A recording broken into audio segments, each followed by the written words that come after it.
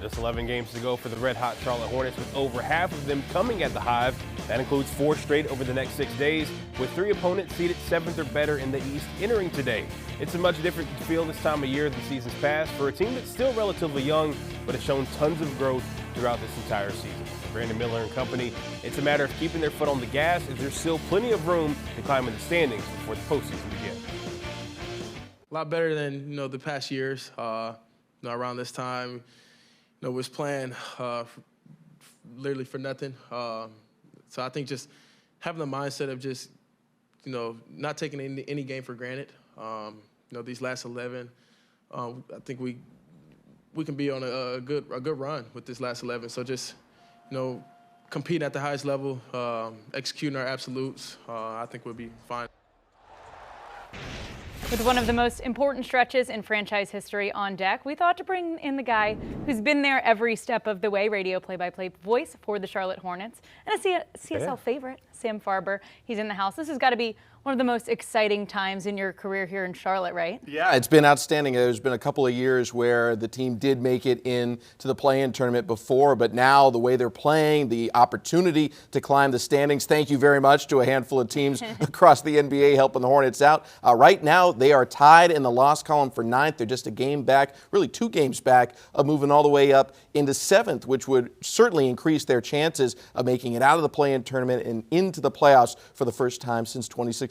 Now, before we waste any time, let's just go ahead and start with the facts. This team has won 5 of the last 6. They've been on a roll, especially since the turn of the calendar year. They're averaging 116 points per game. Charles Lee has a team really believing it's not just a play-in team, but a playoff team, as you just alluded to, Sam. What's really been the biggest key to success for them right now, especially since we turned the page to 2026? Well, health has helped a heck of a lot, Absolutely. But the way this team shoots the basketball is special throughout the NBA. They're the #1 team in terms of overall three-point shooting, whether that's percentage of your offense or total made threes. It really doesn't matter. However you choose to count threes, the Hornets are probably at or near the top of the NBA in that department. And they've played with a certain tenacity on defense. Even before the offensive numbers were climbing, we started to notice that their overall defensive rating was starting to move up the ranks. And that's helped them in this stretch because, as you mentioned, they've won 5 of the last 6, but it's not just that they've won them, it's who they've beaten. They've taken down Orlando. They're blowing teams out, too. They're blowing teams out that have been playing really, really good basketball. So for the Hornets, there's ample reason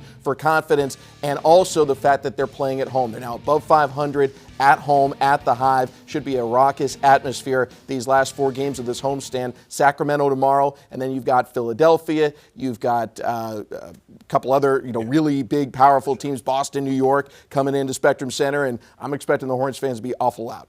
And congratulations are in order for one LaMelo Ball. He's just won Eastern Conference Player of the Week, and rightfully so. Last week alone, Ball averaged 26.3 points, 5 rebounds, 7.3 assists, and 2.3 steals per game. Sam, what have you seen in LaMelo that we haven't seen in years prior? Well, it's great that his individual numbers have skyrocketed once again, but those wins over really high-quality teams, that's not just going to happen because one guy had a hot week. It's because he's able to orchestrate the entire offense. So I don't even just count it as LaMelo's numbers. I look at what Brandon's doing, what Khan's doing, what Moose is doing, what Miles is doing. What everyone's doing seems to have something to do with how LaMelo Ball is playing. And, the assist numbers are great. I would say hockey assists are probably sky high for LaMelo as well. He's just had an awesome season, and hopefully his biggest games are yet to come. Absolutely. Truly one of one, as they say. Well, the development of the youth in Charlotte is something we've really been wanting to see for some time as well. If you look at the roster, every rookie, in some way, shape, or fashion, they've been contributing so far this year. Of course, it's led by Con Knipple. You see Sion James getting a ton of minutes, hitting shots when he needs to. Ron Kalkbrenner, a nice compliment there to Moose there in the front court. Tijon Salon, not a rookie, but he's been in the NBA and the G League and shown us a lot of growth as well. Even a guy like PJ Hall, he's come up from the G League. Who's been really the main contributor here, especially when you think about all these guys coming in and making an impact right away? Well, I'll throw Liam McNeely in as well. Yeah, He's had some nice contributions and Ball played in really the G well. League right now as well. And in the G League as well. But it's got to be Con Knipple. To me, he is the favorite for Rookie of the Year. I would lean towards Ryan Kalkbrenner as well because I think we need to have a little bit more buzz, pardon the pun, for him to make all-rookie second team this year. He's had a really strong season. He leads the rookie class in blocks. A lot of the numbers that he puts up, they're not the things that are, the traditional counting stats, points, rebounds, that people are going to look towards when deciding their all-rookie team. But his impact on winning, it's undeniable what he's been able to contribute this year. So those two with Con Knippel as the leader, hopefully, for Rookie of the Year. Yeah, I think he's pretty much stamped it at this point. Yeah, and looking ahead, this is what's on deck for the Bucks. 4 straight at home. The Kings come to town tomorrow with the New York Knicks on Thursday. Both of those are 7 p.m. tips. Then a team who doesn't know if they want to be in this playoffs or not, the Philadelphia 76ers, are at the Spectrum Center on Saturday. And it's a back-to-back as they finish the homestand this Sunday with the Boston Celtics. Both weekend games a 6 p.m. tip.